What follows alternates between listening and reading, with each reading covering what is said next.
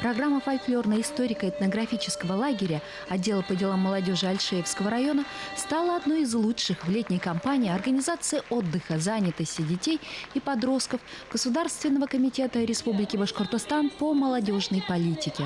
Очень рады, что на наш фестиваль попала такая команда, которая представила именно национальный какой-то образ. Профильные лагеря уже 3-й год с нами проводятся. Делаем нажим на трудных подростков. В этом году 2 лагеря было с трудными подростками, 2 заезда. Потом всего было задействовано около 200 с лишним детей.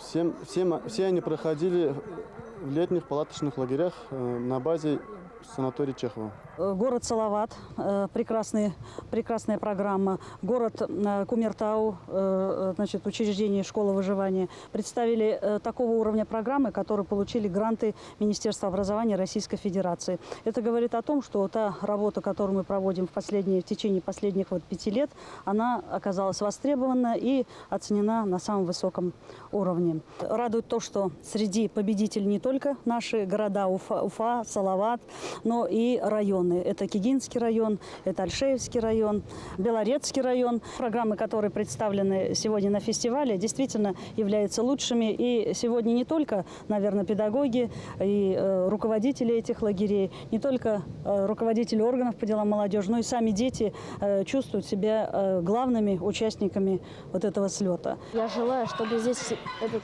фестиваль никогда не кончался, был вечно.